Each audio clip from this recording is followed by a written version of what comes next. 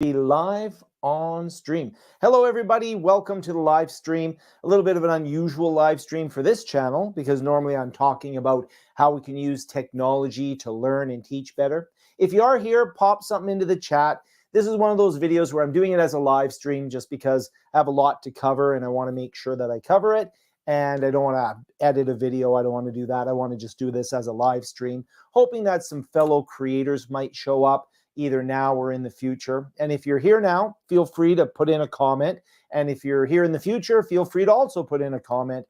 This live stream is really aimed more at people that might be interested in a couple of things. One is a challenge that's currently happening in the world of YouTube called the invalid traffic glitch or bug or reality, however you want to break that down. And I also want to talk in this video a little bit about the changing nature of what I see happening at YouTube as a whole. From my very myopic perspective, I'm a very small creator in the scheme of things, but I do have some experience around advertising online and companies and technology. And I think I see, or I have a hypothesis or an observation of what might be happening in the world of YouTube as a whole that could be just a change, or it could actually be something that is potentially detrimental to the platform. Without being negative or without being pessimistic, there are a lot of great things about the platform, but I think there are some challenges. So this is a longer, well, I shouldn't say longer. I don't know how long this live stream will be, but I'm going to go into depth. So you might want to grab a cup of coffee. If you're watching this in the future, you might want to check out the table of contents, which I will put in after as a post-production thing. And you might want to take some breaks as you're going through. So if you're here live, welcome. If you're here in the future, also welcome. And if the video's no longer up and running, well, then you didn't see it. So I'm going to go in and I'm going to talk about a few things. I'm going to actually use a whiteboard in order to talk about a lot of things here. Let's clean up some of the banners here just so it's a little bit of a cleaner screen here. So I'm going to take a look here at 6 different areas in this video. There's 6 things I want to talk about, not with the same amount of information on each. But the first thing that I kind of want to talk about here is what's happening. So for those of you that are experiencing this, you know what's happening. I'm going to talk a little bit about the current invalid traffic bug, or the invalid, the fact that a lot of channels are seeing a huge decrease in the amount of monetization that they're getting from YouTube. So if you're a YouTube partner, I'll talk a little bit about that. Then I'm going to talk about some of the theories that we've seen out there when it comes to what might be happening. But more to the point there, I want to talk about how I don't really think those theories are beneficial to us. I don't think we can know. I think that there is, and that's the third thing I'm going to talk about, is I think YouTube us, right? And specifically, they may not be supporting us because the people that we're able to contact don't know how to support us. So it could be a level of not having knowledge, or I don't want to say the word incompetent, but they don't have the ability to support us because they don't have the tools to support us, because what might be happening for a couple of different reasons. I'll talk about that. And then the fourth thing I want to talk about, and this is probably the bulk of what I wanted to talk about on the live stream. That's a weird 4. That's a auto shape happening there. And I want to talk about monetization. And what I want to talk about when it comes to monetization, spell it horribly here. The nice thing about a live stream is you can see my horrible spelling live and my horrible handwriting. I will do a better job in the future with the later on where I draw shapes. Anyways, monetization. So when it comes to monetization, I really want to talk there about sort of how monetization works in the modern world and how it ties to data. And I'm going to talk about that because if we're going to be a YouTube creator, if we're going to utilize this platform as an advertiser or as a creator, then we need to understand exactly how YouTube uses monetization and what really is monetization and what is the system of monetization. Because it's actually my theory or my working hypothesis that that's what's happened is that YouTube is going through some monetization challenges in terms of advertising, competition, and such. And I'm going to go through and how that all works and some of my theories and hypotheses around that. That's a really important thing to understand. And it's also, this will be a little bit of a seed for the future. And that is, I don't think that Google is really a search engine. I don't think YouTube is a search engine. I think both, I think as a company, what they really are is something called a list broker. And that is, that's tied to monetization and how they actually generate revenue. And I think there are many more companies that are becoming list brokers that are threatening the Google empire or the YouTube empire in terms of being very effective with their list broker services. And that extends not just to Google and YouTube and not just the other social media platforms, the Metas of the world and the TikToks of the world, but actually all the way to the apps that we find on our phone. So stay tuned for that. We're going to talk about that in depth, talk about list brokering. And then really I want to talk about, how it might never be fixed, how it may not change. And I know that's, we hope, if you're a creator here, you're hoping that this glitch will be fixed like any other bug in a software program. But I'm going to talk about how and the reasons why it just might not change. And then the sixth, how do we adapt to that? So I want to talk a little bit about how we adapt to that and how that new reality is something we may end up having to face. So I hope that's interesting to anybody that is watching now. I hope that's interesting to anybody who watches in the future. But that's sort of the framework for what I'd like to go through today and talk about. If you are here live, you're always welcome to come in and chat. I know a lot of people, sometimes they don't like chatting. They just want to hover and they want to listen. And I know that a lot of times because of scheduling and when like right now for me, it's 8:08 a.m. Mountain Time. I'm in Canada near the Canadian Rocky Mountains, and I know that a lot of people might be in different parts of the world. Okay, so I did mention coffee. I hope I did. So you have to have that. Okay, so let's take a look at, first of all, the invalid traffic bug. So I'll just come full screen for this. There's no whiteboard involved here. So for those of you that don't know what's happening and are curious or maybe you've just experienced the invalid traffic bug, an increasing number of YouTube creators have been receiving a notification on their channel that their channel is generating or has been receiving invalid traffic. And what YouTube defines as invalid traffic through their help desk articles and their frequently asked questions is traffic that's generated by non-humans, for example, bots, traffic that could be purchased. You can go to these places that will increase your views. I get offers all the time in my email. We are social media experts and we can increase your views. Okay, some people will do that legitimately and some people will do that nefariously.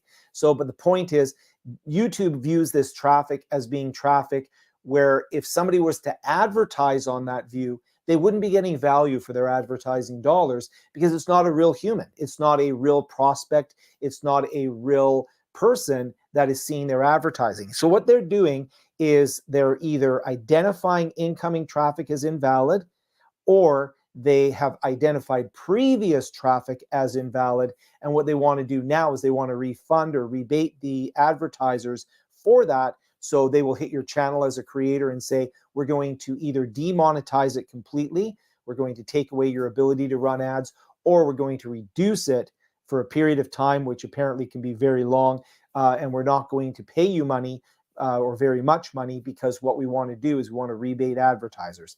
Now, there's some challenges around this invalid traffic bug in that there's no real, what I would call a delta or a change. So if I can only speak to the metrics that I have on my own channel, I do not have any insight into what this invalid traffic is. So I don't know if it's 50% of my traffic. I don't know if it's external traffic.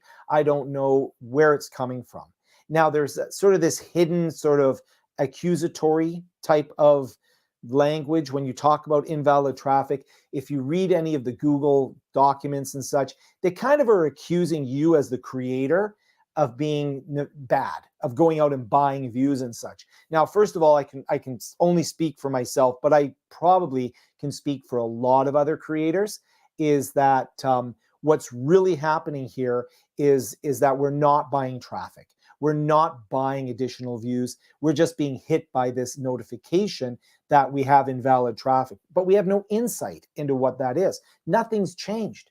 We still have the same number of views. We still have the same engagement, but all of a sudden, some of that views and some of that engagement is seen as invalid. And that's problematic. Hey, how's it going? It's 8 a.m. 8 a.m. here. Yes. 3 p.m. in the UK. Hello to the UK. So my wife is actually half British. So I always want to go to the UK. I want to check it out someday. I've been to Europe, but I've never been to the UK. So welcome. Thank you for joining us this morning. Yeah, so talking about, the views and the invalid traffic, that's what's happening. So if you're a creator, this is happening. And I want to say, is it PNUK? So PNUK, I think you have a video or a comment that you're actually being hit by this as well. And so first of all, I'm sorry to hear that. It is very frustrating as a creator, and it's very demotivating as a creator.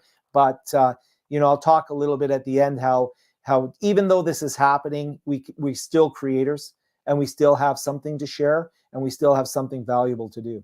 So the second thing that I want, so that's the invalid traffic. It's a bad thing. It's becoming more and more and more prevalent. We're seeing many, many, many more creators starting to suffer from this bug. So now, of course, if something's changed, the first thing that's going to happen is we start talking about why. We start saying what theories, what's happening here, and why do we have all of this invalid traffic all of a sudden? And there's a lot of different reasons that people are saying this might be happening. One of the things is, especially my channel's around how to do things. So I have what I consider a grab and go type of audience, that they will come to my videos, they'll do a search on YouTube, they'll learn how to do something, and then they will leave. Because, ideally, what I really want to have happening here is that people will come into my videos, they'll learn how to do something, and then they'll go and they'll try what I've taught them. So, oh, good, I'm glad it's not happening. So, oh, that's right, that's where I saw you have that PNUK. I saw that list where you have, and I showed up on the list and everything. I thought you did a really good job of that, and thank you for keeping that list, right? And hello, cord cutters. So again, I'm so sorry that you're getting hit by this. It's really frustrating. Hopefully some of the stuff that I talk about today, I'll be blunt. So, if you're coming here looking for a solution, or I've found the fix, I've tried a few things, and I'll talk a little bit about that. But so far, no fix. But I think awareness is really important. And PNUK, that's what you're doing. You're creating awareness around this issue.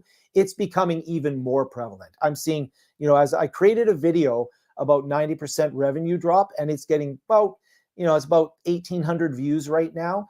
And it's starting to get traction. It's only been out for about a week, and I'm getting more and more and more comments. It's a little bit sad. And what's happened is we're getting all sorts of theories around this, right? We're getting theories that, oh, you're embedding, your videos are being embedded, so YouTube doesn't validate those. And we're getting, theories like, oh, you have links, you're pointing out to external websites, YouTube doesn't like you taking them off the platform. We're getting theories like, oh, you have something where other people are advertising on your videos, or there's so many different theories. And, I want to talk a little bit about, this is maybe thinking about thinking. We often have a number of different biases that we can bring into our way of thinking. So we as humans, so I'm a data person, just so you know. In my real life, I teach data science and such, teach analytics. And one of the things that we have in the world of analytics when we're thinking about data, when we think about stuff, is we have biases, right? And one of the biases we have is that as humans, we want to find causal explanations. We want to know that this causes this, that this causes this. And we will sometimes erroneously attribute causes for one thing causing another. Here's the thing with this whole invalid traffic. I have tried a couple of different theories to prove or disprove what might be causing the issue. and I have yet to find a fix. So therefore, I do not have any type of causal relationship that I can truly identify as being valid. So lately I've been getting a lot of people that say it's because you're taking people off site, because I do have some affiliate links and such. Excuse me. But the reality is that it's not, like, I don't believe that's what it is. I would like to believe that's what it is, because then I could fix it, right? We also have another bias that we have when we're working with data, is something of the bias of central direction, and that there's something in control of this happening. I think that's valid because YouTube is controlling what they identify as invalid traffic. But my belief in this particular one is that maybe some people have a bias that they're doing this on purpose. My hypothesis or my thought is that they're not necessarily doing it on purpose. I think what they do is they have an AI system that works with their advertising and their list brokering system, and I think that's broken. And I think what's happened is the AI has done some learning, as AIs will do, and that learning has caused it to erroneously identify valid traffic as invalid traffic.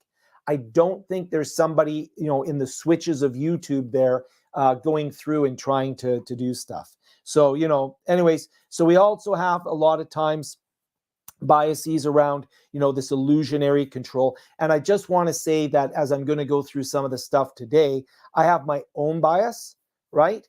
And my own bias is I should probably put this on full screen. My own bias here is the bias of economic cause. So I believe that the economic effect, we're not getting as much revenue, has an economic cause, and that is the way that YouTube is doing advertising.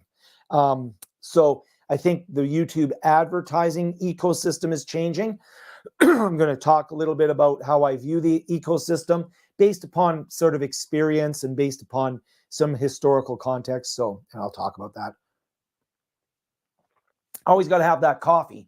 So the idea is that I think the economic challenges that we're facing as creators, being flagged for invalid traffic, which I feel is not truthful. I don't think it's invalid traffic. I don't see any evidence that it's invalid traffic. YouTube basically YouTube gives us a desert of data to identify it. So I don't believe it's invalid traffic, but I do see the effects of me not making nearly as much money as I once did on YouTube. So from AdSense, I still do okay with sponsorships and affiliate links and all that stuff. And I have a day job. I feel very, very sorry for any channel that was at that point where they were thinking, you know what, maybe I could do this full time. Because if you're planning to go full time on YouTube and all of a sudden you have a 90% revenue hit on AdSense, I don't care how diversified you are, that's going to be a bottom line effect. That's not going to be great. And that really comes down to now YouTube not providing us data. YouTube is not supporting us by providing any data into what's going on, right? So we're in a situation where that data desert makes it difficult or impossible to test any of our theories or our hypotheses of what could be causing it. And I'm worried that a lot of creators might get a little bit sad or despondent about the fact you're completely not in control of this. And one of the things I would recommend to you if you're going through this is you're going to have to accept the fact you are not in control of this. And you just have to say, okay, now what? You have to stop and say, YouTube is not going to provide me the data I need to make the changes that they apparently want me to make, stopping invalid traffic. And again, I'll go back to my channel. My channel by nature is grab and go. People come in, they learn how to do something. And I guess I'll be pretty blunt with you. I kind of want them to leave the platform because I want them to learn how to do something, in my case, say with Microsoft Teams or with the Microsoft Whiteboard. I want them to learn how to do something and then go and try it out and then come back and learn how to do something else and go and try it out. I want that process to happen because I'm trying to help people learn. So that could be, but YouTube, they want people to stay on the platform and just constantly watch videos, right? And especially, and I'll talk about this with their shorts and such. So anyways, YouTube's not going to help. That's a data. So what I want to do is I want to go through, and I hope you find this interesting because I think this is at the core of what is happening. And what's happening is we need to understand YouTube monetization and how YouTube monetization works. So this is where my gray hair comes into play. So I'm going to talk a little bit about what advertisers might be looking for. I'm going to talk about how YouTube has tapped into that. And I'm going to talk about some of the changes that have occurred that YouTube might be adapting to, the algorithm might be adapting to, and might be causing this invalid traffic bug to occur, and hence the drop in revenue. So just, let me know. You can go in here is, so 99% don't subscribe to your channel. I'm in the same boat. Yeah, I'm like 98, something like that. The vast majority of people come for information and then go, right? So if I take a look at advertisers, and I'm going to break down my advertisers into categories. So ultimately, YouTube wants to serve advertisers. And the way that they want to serve advertisers is provide an audience to them. Now, some advertisers, they want a mass audience. So that would be like your Coca-Colas, where every age demographic, every single person on the planet, they want to reach those people. That's a broadcast advertising. And in the older days, what we would do is we'd have broadcast television, and people would buy a slot on a broadcast television show, and they would try to reach their broad demographic. Then there are those advertisers that might have a subset of people that they want to reach. And those are advertisers that might say, look, I have an audience that there's a correlation between my audience and, say, rock music. So I want to put advertising on a radio station that plays rock music. I want to put my advertising on a radio station that plays country music. So it is still a segmented population of the audience, but it is still, segmented, but fairly broad. So we have those people who want to do everybody, those advertisers that want to do a segment. And then what we have, and this is really facilitated in the world of online, we have micro-segmentation. I want to have an advertiser that goes to a very segmented population. Now, and this is why I say Google is not really a search engine. And when I say Google, I'm kind of using Google and YouTube interchangeably. What they are is they are list brokers. And what a list broker is, and again, back in the olden days when my hair was black, what we would do so very brief history, I was a very early adopter on the internet, 1992, 1993. And the internet was very young in those days. But before the internet, so again, 1980s, what we would do is we would go out and you would be able to buy lists of potential customers. Have you ever been to a store where you buy something and they say, if you refer a friend, you will get a discount? Well, the demographic reason behind that is because if you are of a certain social economic class or a certain segment of the population, they are saying that chances are your friends are also in that segment, and therefore getting a referral from you is likely to result in a sale, or more likely to result in a sale than getting a random list of random people. So list brokers, what they would do is they would create specialized lists, and you could go and you could buy those lists of potential customers from a list broker. And if you wanted a really general list, like the name and address and phone number of everybody that lived within a certain postal code. From the UK, you'll understand when I say postal code, zip code if you're joining us from the States. But you would use a zip code or a postal code to identify different market segments. There's a company here in Canada called Prism 5 that actually you can type in the Canadian postal code and it has a demographic breakdown of the type of person that tends to live within that postal code. And a list broker would go in and find all the people that lived in the postal code, and they would sell you that list.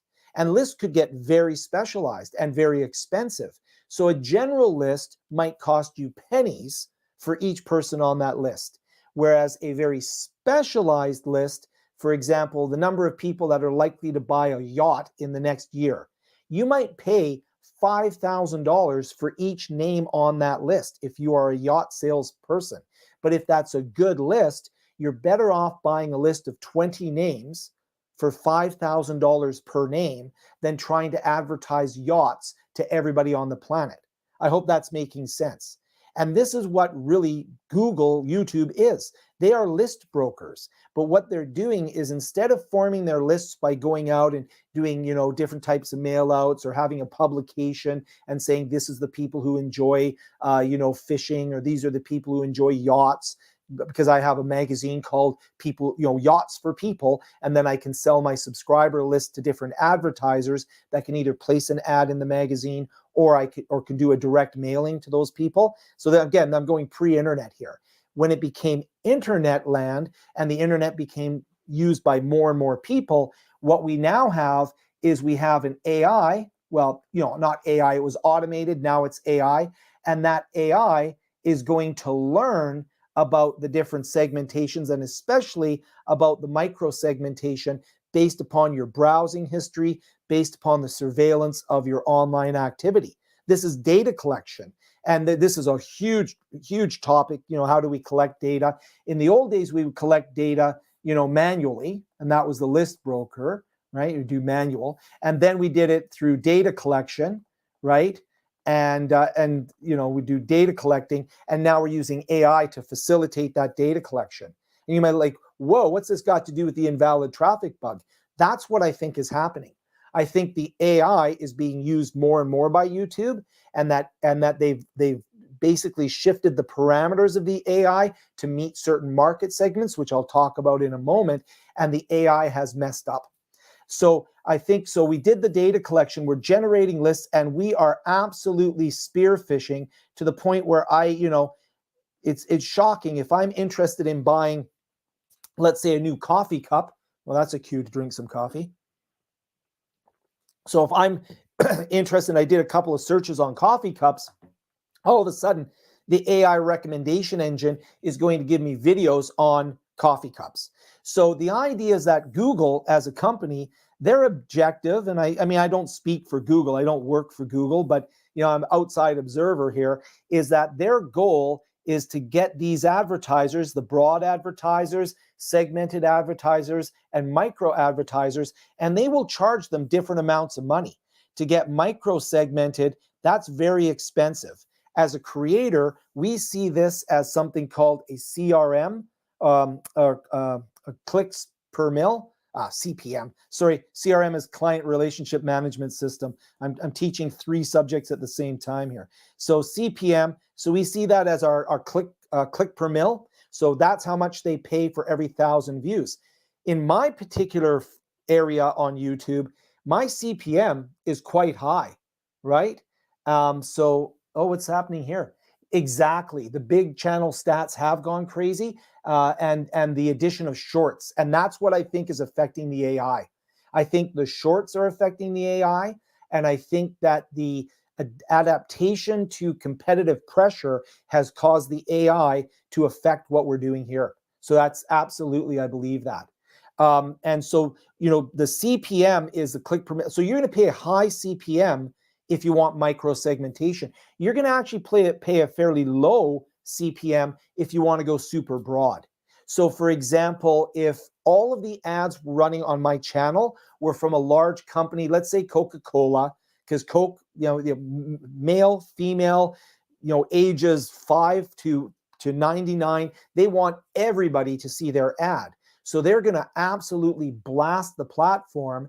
And what's going to happen is they're going to pay very low amount of money per click because they're indiscriminate as to who clicks. Whereas somebody on my channel, it might be a company, for example, that specifically, and I'll do some metrics. You can go, there's a company out there called Hrefs. I can't remember it now. Anyways, there's companies out there. I use one called Answer the Public to do demographic analysis of my keyword searches and how much the cost is per mil in order to pay for those. And some of my CPMs are like $50 or $100. You pay $100 for every 1,000 clicks on that particular topic.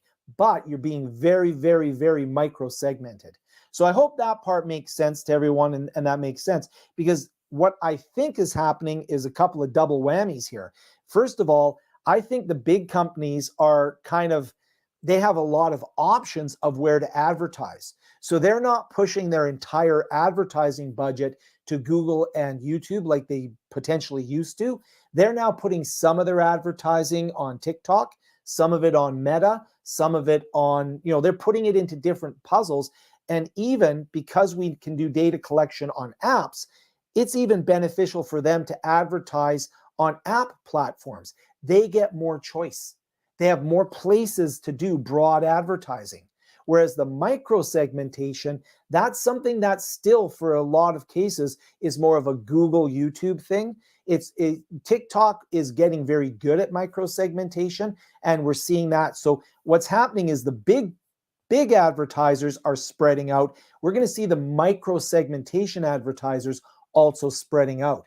So in this one here, oh, there you go. CPM is, so yeah, so if you're teaching CPM, I can imagine, right? Yeah, I'm sorry to say it, like, I hate to be predictive, but I think you are probably primed to be hit by this, right? And what horrible, oh man, now you're going to hate me. Sorry about that, but I think you are, right? I think a lot of people are. And I think until it starts hitting some of the channels that maybe are a larger channel where they are a business, so to speak, and they have a dedicated resource at YouTube that will speak to them human to human. Until that happens, I think the rest of us are going to be basically treading water. But I also think that YouTube might be treading water because I think there's a challenge. I'll get to that as well. So Google/YouTube's job is to bring that advertising base into an audience. Well, how do they build an audience? You and me. So they build an audience by having creators come in and create content. And this is something I'm really big on, is that I think content is king. I think content and where you create content and how you create content, because YouTube doesn't create content. YouTube sells lists. YouTube sells eyeballs. So YouTube creates a platform that allows people to create content that pulls viewers to that content. And YouTube then can start looking at who's looking at what content. And the saying goes, what's YouTube's main job? To get the right video in front of the right person at the right time. And that's all about them creating an algorithm, but ultimately the right video is what we do. So we're creating the content that attracts people to look at it. And my content, as I mentioned before, is that my content is a grab and go content. So the challenge that I have there is YouTube, they get that one hit of the advertisement, but not until that person comes back do they get another hit. Whereas it's something like a TikTok, it's like scroll, scroll, ad, scroll, scroll, ad. And so my content is the how-to content, right?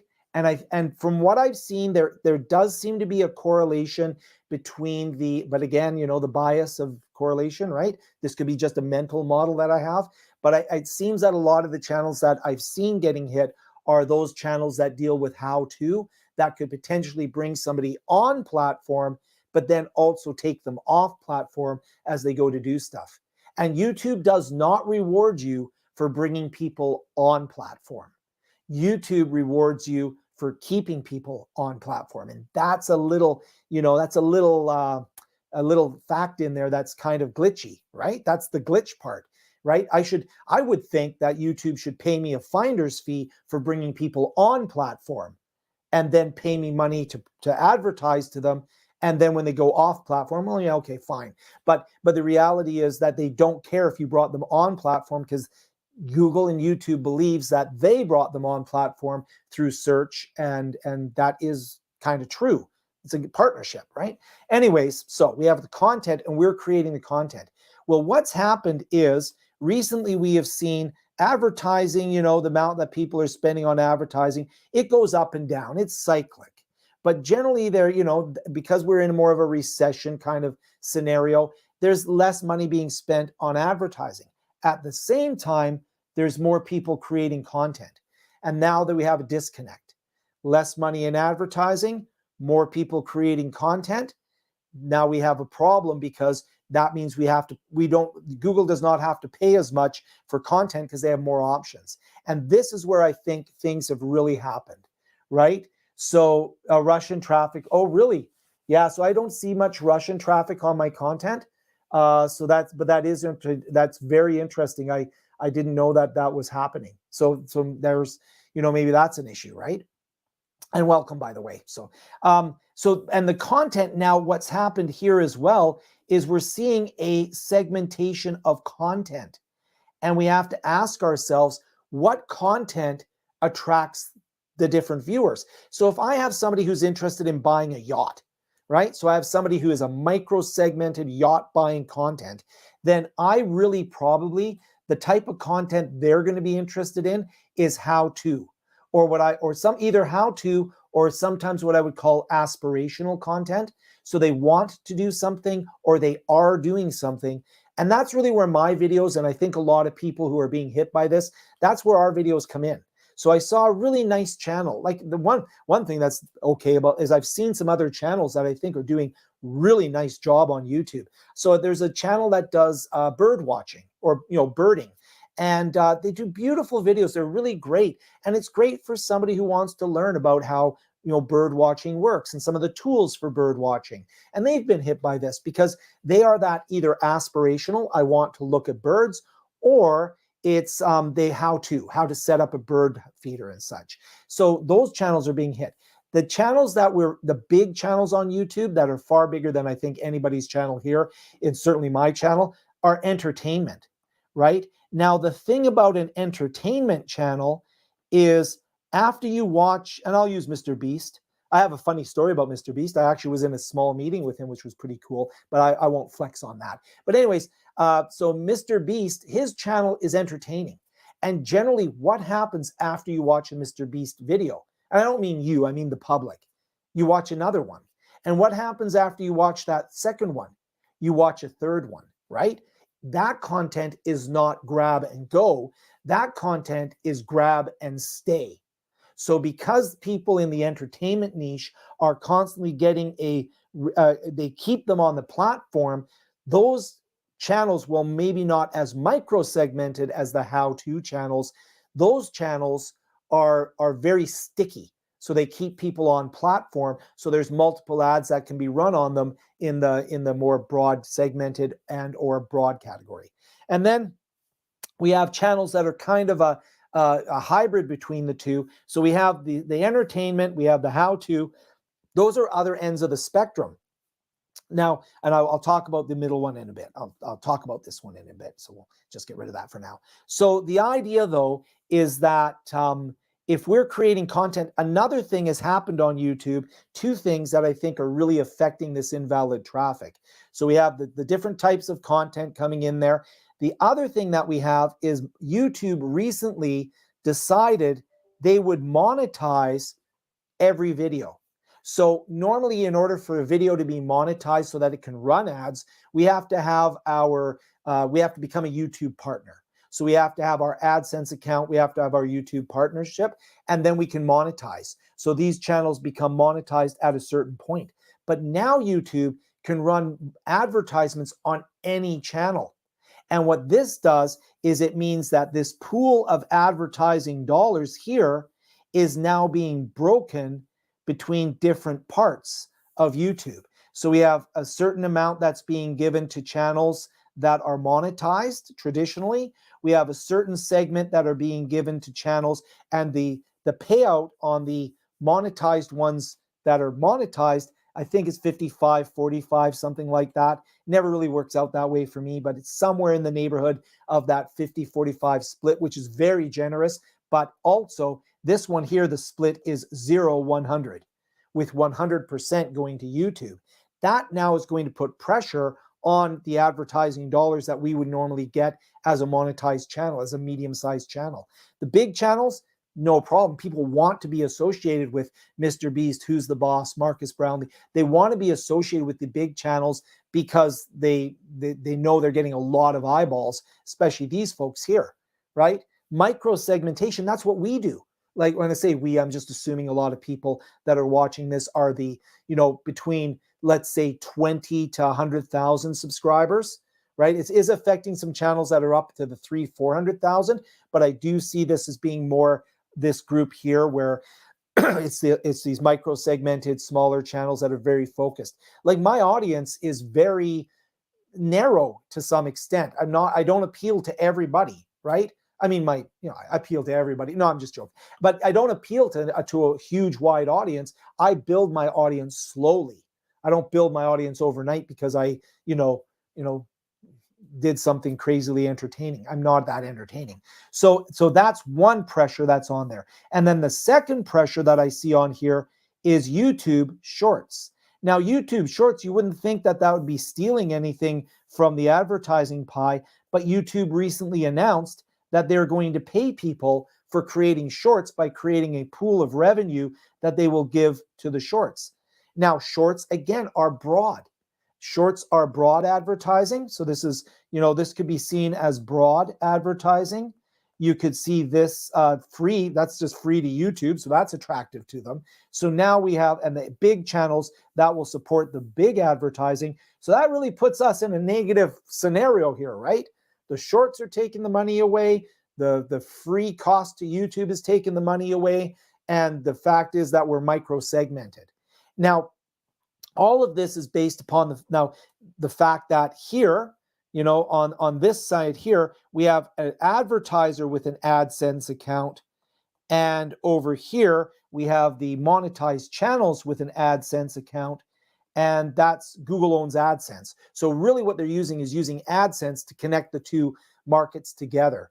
Now, what I've done, just so you know, because I am trying some things to resolve the problem, but you can't resolve a problem if you don't have the inputs, right? So what I'm doing is I am going to here, what I have done is a lot of YouTubers that are monetized don't realize, or they realize, but they don't think about the fact that you have an AdSense account as well as your YouTube creator account.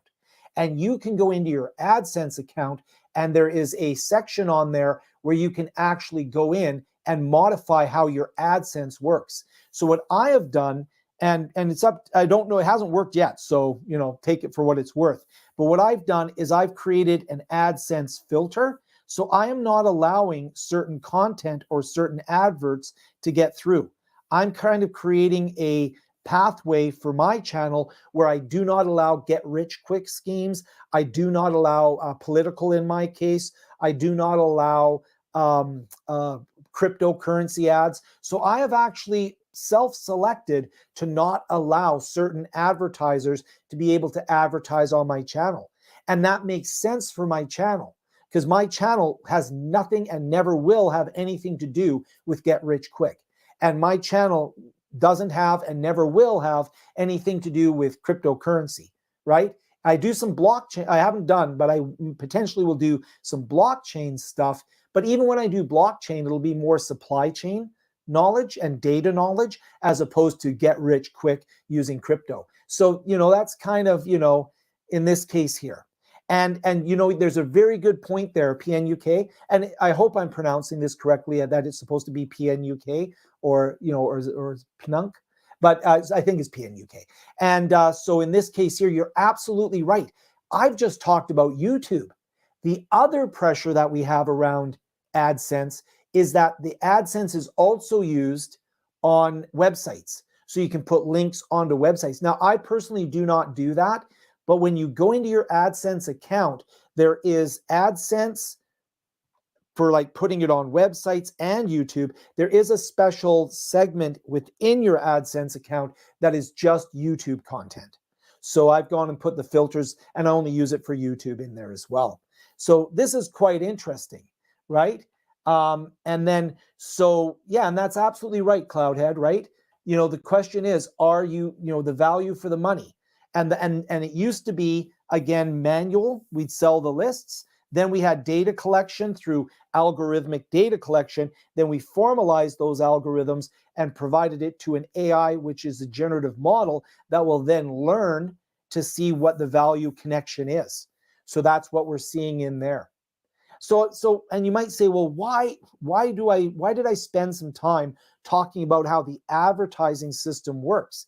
Well, the reason I spent time is because I think a lot of people being hit by this invalid bug somehow feel that, and this is going to sound kind of bad, feel that they're in control of this, and they're not. But you can control your understanding. And by understanding how the ad system works, you can say to yourself, okay, now I know my place and I know where I fit within this whole AdSense ecosystem. And so how can I focus? Turned out with a little bit of a messy whiteboard here. Let me just move that over a little bit. So what we need to do now is we need to ask ourselves, okay, I'm creating content, and we now have to say to ourselves, why am I creating this content? What value does my content bring? And how can I ensure that the value of my content reaches the right audience? And that's why I have a course. No, I'm just joking. That's big lead up to me selling a course. That is not happening today. So, forgive me there. But anyways, yeah, okay, punk. I thought, when it sounds kind of funny. When I think UK, I think punk, but that's because I'm from the 80s. I'm not from the 80s, but my formative years were in the 80s. So punk rock and UK are synonymous to me. Anyway, so if I have a look here at, my audience, we are reliant when it comes to making money, right? If we want to make AdSense revenue, we are reliant on the YouTube definition of their audience being brought to our video. But guess what? The audience doesn't actually belong to YouTube. YouTube is just the mechanism that we connect to our audience. So I'm going to suggest that what we need to do as creators, and this is sort of where I am, because I'll be honest, when I got hit by this bug, the last 2 weeks I've been like, what's the point? But then I thought, you know what, there's a lot of point, because I didn't start this YouTube channel to make money. I started this YouTube channel to reach an audience, to help people learn using technology. That's my gig, right? That's what I do. I want to help people use technology to learn better, to teach better, because I'm an educator as well, and I want to teach better using technology, and I want them to improve their lives. Very quickly, years ago, I read a book called Would the Buddha Wear a Walkman? And it was all about technology being used to help people become more enlightened. It's kind of a hippie thing, but hey, whatever. I lived on the west coast of Canada, pretty hippie there, right? So anyways, Would the Buddha Wear a Walkman? And that book really resonated with me, because I always thought, if I can find leverage in a system or a mechanism, so mind mapping or whiteboarding or whatever it might be, if I can use that system to help me learn more effectively and teach more effectively and improve, that's what I'd like to do. And YouTube tends to reward, as the previous thing, they tend to reward short form content where people are stuck on the platform in a dopamine habit, if you want. They tend to reward entertainment. The biggest channels on YouTube are not how-to channels, right? And I would even argue that the big tech channels in this space, they don't necessarily tell you how to use the technology. They review the technology, or they entertain you, and they're very aspirational. So this bug, for example, won't affect something like Linus Tech Tips. They won't affect that, because he will show the build of a computer, but it's not like somebody will watch something that he does and leave the platform, because generally what he'll do is build like an amazing computer. Like, I built a $30,000 computer. The general viewer is not going to go, that's really cool. Now I know how to build a $30,000 computer. I'm going to go build a $30,000 computer. They're probably going to be like, oh, I wish I could build one. What other cool things is he doing? I wish I could do that. What will I do next? So it's aspirational. Whereas my videos are like, hey, here's how you can do this. And they're like, wow, let me go try that. Or at least I hope. So what we need to do is we need to say, okay, fine. We have the opportunity through this platform to find an audience and to connect to an audience. So instead of making it YouTube's audience, where they are advertising on our videos, which I still allow advertising on my videos, I'm still monetized, and that's a nice little bonus, I have to ask myself, how can I serve that audience in a way that connects them to my content? Now, whether or not you need to monetize that to make a living, for example, through affiliate links or through some sort of other mechanism, it seems to me I'm different in that regard, in that I have a day job and I'm a little bit older, and I'm not looking to become a full-time YouTuber. But here, what I want to do, no worries. Thank you so much for joining us, Punk. I really appreciate it. And I really appreciate you taking the time to deal with this issue on your own channel. So thank you very, very much. Right. So then getting back to this. So if I'm not going to make money through the connection to the audience that YouTube brings me, then if I do need, or I want to make a living, we have to ask, how am I going to monetize the audience that I create? And how can I bring that audience with me to other platforms and other places?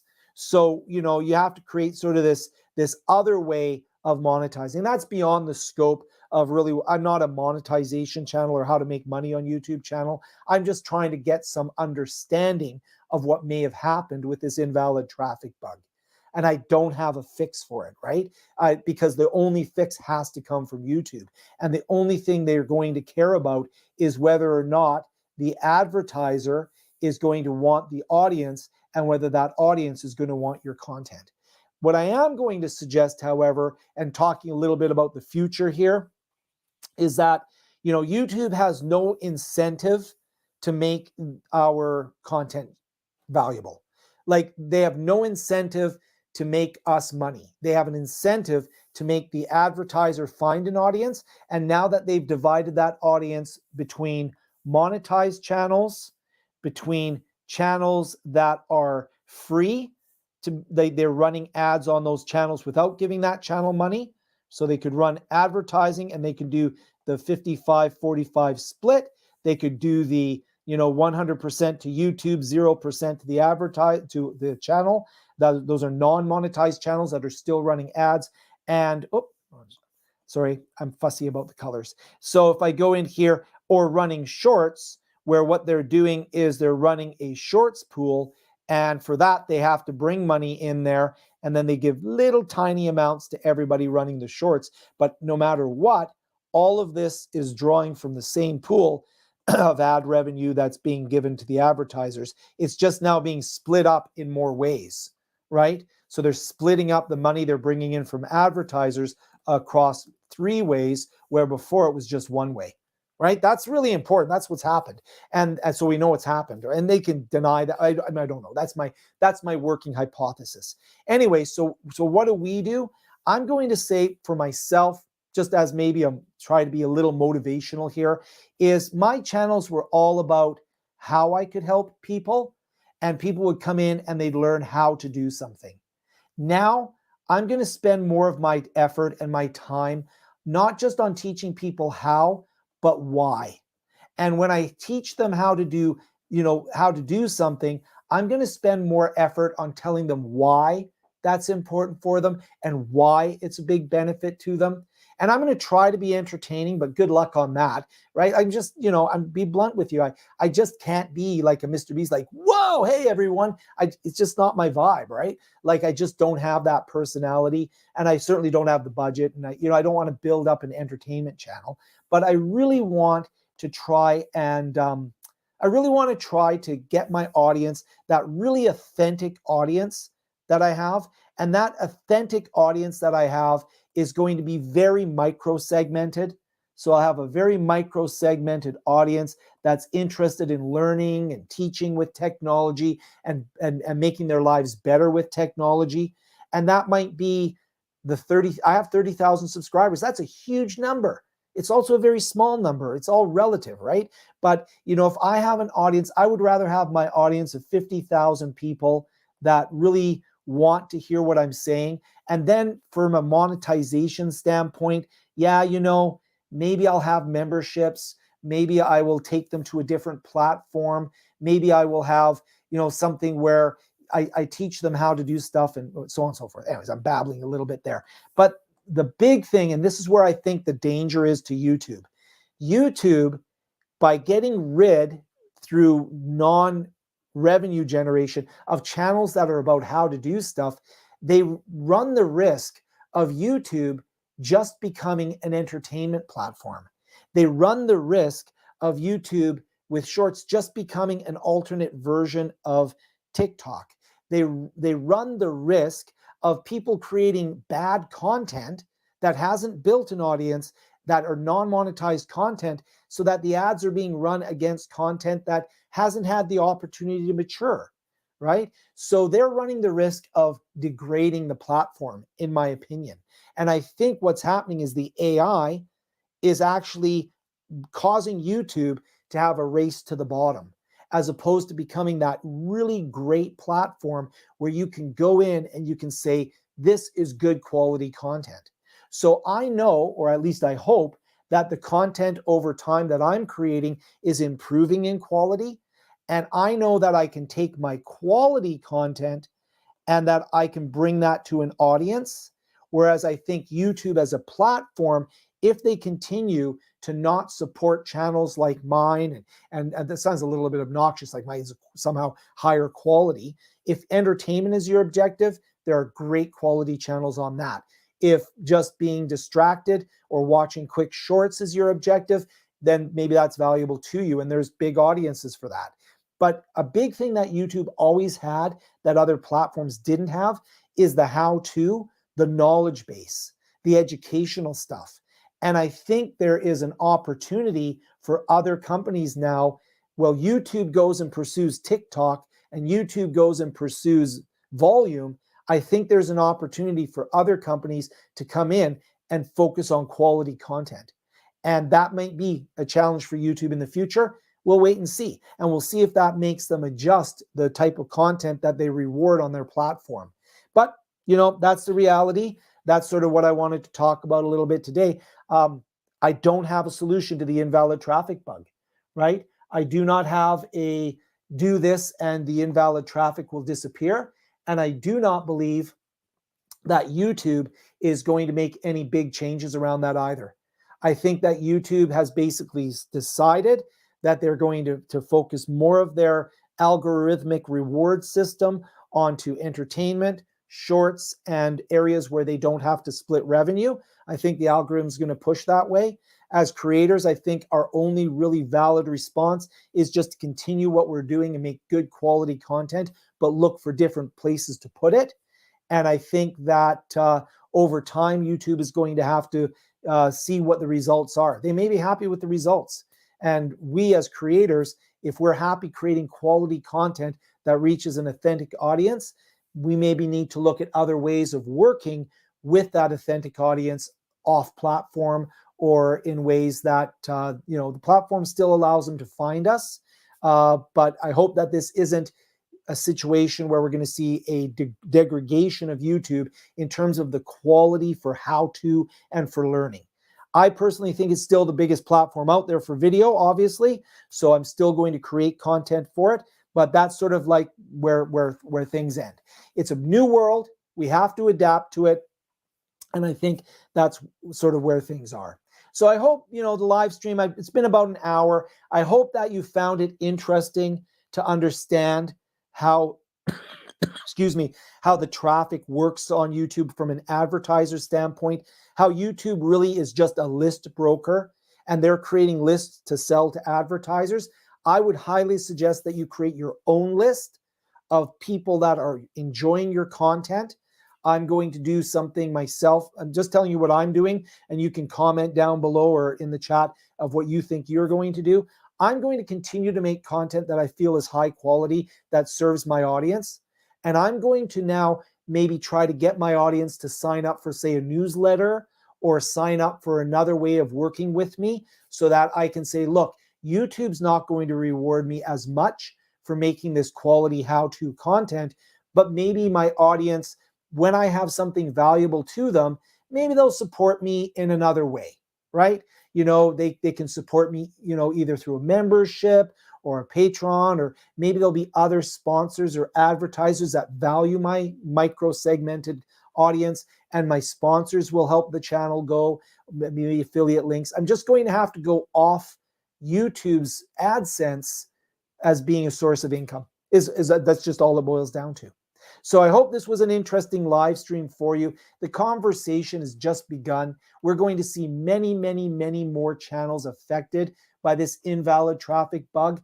My thought, and again, it could be a bias on my part, but my thought is we're going to see some of the better quality micro-segmented channels being hit first, and the ones that have a very niche market, a very niche audience, because I think things are going entertainment and broad. And take that, have your own editorial opinion on that. Anyways, thank you guys so much. I really appreciate you watching the live stream, either now or if you watch it in the future. And don't despair. Do the things that matter to you. Create quality content, find your people, and take certain non-financial reward out of that. This is not something that they're going to fix, as in my opinion. They're just going to, this is the new normal, at least for a while, and we need to adapt to it rather than hope that they will fix it. So that's my 2 cents worth. Comment down below if you think I'm crazy, if you think that they're going to fix it because there'll be a revolt, because I don't think the entertainment channels are going to revolt against this. It doesn't affect them. So anyways, and I don't think there's a single cause. I don't think, oh, I put a link like this or I did this. I think it's just a platform specific thing where it's just going to slowly roll out and they're going to reduce revenue on certain types of channels. And that's what it is. A little bit of a negative way to end it. The positive way to end it is everybody's awesome. You're probably making awesome content. Learn every day. Do something cool every day. And if somebody comments on your video helped me, that's worth more than a $25 CPM. That's worth way more because you've helped another person do something that they couldn't do before. Maybe it doesn't mean you can't go full-time. Maybe it means it's just a part-time. Maybe you don't produce as much of it because of the time commitment, but don't stop. Just keep doing it and find other ways to generate revenue off it if you need to generate revenue, and find other ways of reaching your audience if YouTube doesn't make the connection for you. Anyways, thank you so much for watching. See you in the next live stream, or if you want to check out my channel, it's all about learning in technology and how to learn and teach better with technology. If that's a vibe for you, check it out. If it's not, I hope this video at least was very useful. Take care, everyone, and we'll see you in the next live stream and or video somewhere on YouTube or elsewhere. Take care. Bye.